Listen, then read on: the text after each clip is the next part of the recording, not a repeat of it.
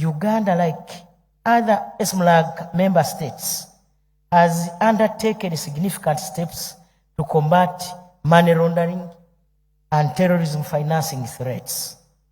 We have strengthened our legal frameworks, established and strengthened the relevant institutions, and worked closely with regional and international counterparts to exchange intelligence and best practices. However, we acknowledge that combating financial crime is a constantly evolving challenge that requires ongoing adaptation and vigilance. I have been informed that different jurisdictions in the Eastern and Southern African region have made progress in implementing measures to combat money laundering and terrorism financing. However, experience has proven that it is increasingly difficult for states to fight financial crimes on their own, except by working together. Therefore, as a community in the region and beyond, we need to remain resolute in working together to secure the integrity of the global financial system.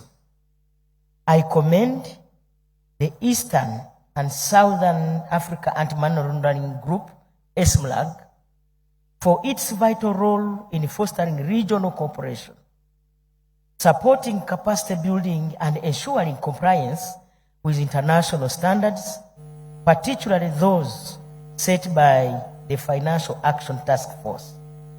Together, we can ensure that our nations are not exploited for illicit financial activities.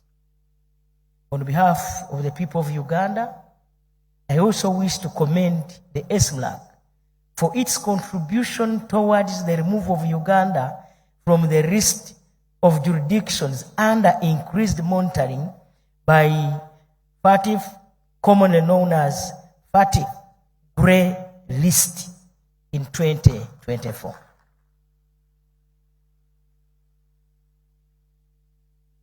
I wish to thank the various cooperating and supporting nations, the Financial Action Task Force, and development partners here today.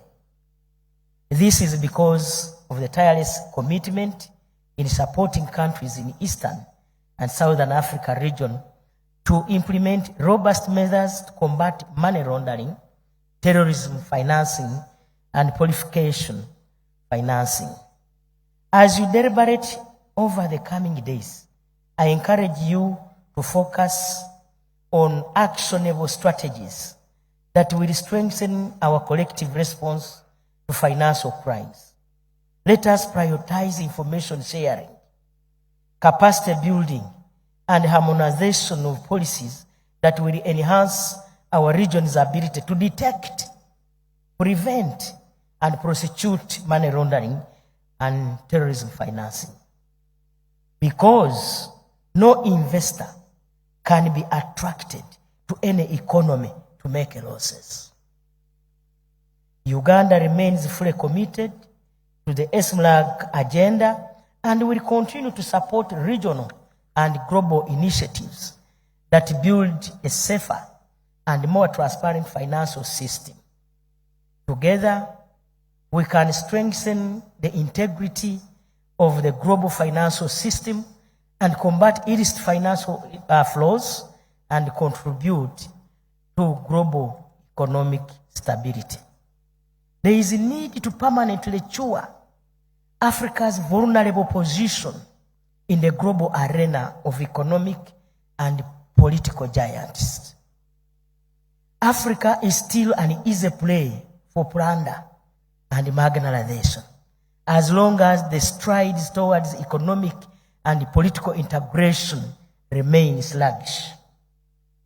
Ladies and gentlemen, as we advocate for peace, it is crucial that industrialization is embraced in order to stop exportation of unprocessed raw materials. This is unfavorable to economies because our people lose money, they also lose jobs. Economies should transition from exportation of raw materials to industrial production through value addition of available natural resources given to African countries by God. This will also ensure our resources are not easily and quickly exhausted. In order to transform socially and economically, countries should produce goods or services for commercialization, targeting regional, continental, and global markets.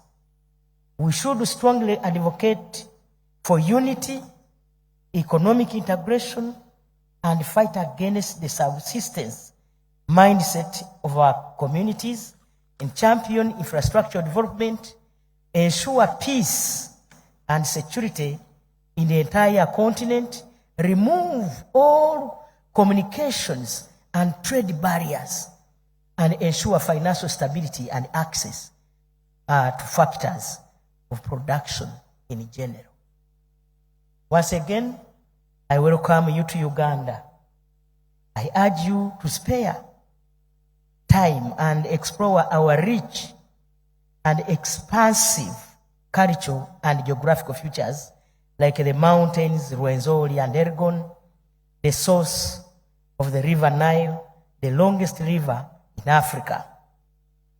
Surrounding this venue here where we are, there is the world's second largest freshwater lake, Victoria.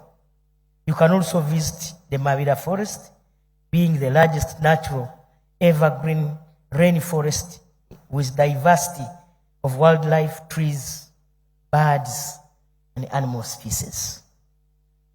This is in addition to many recreation and leisure areas such as Uganda Wildlife and Education Center at Entebbe, Queen Elizabeth and Kidepo National Game Parks, which you can explore during and after this conference.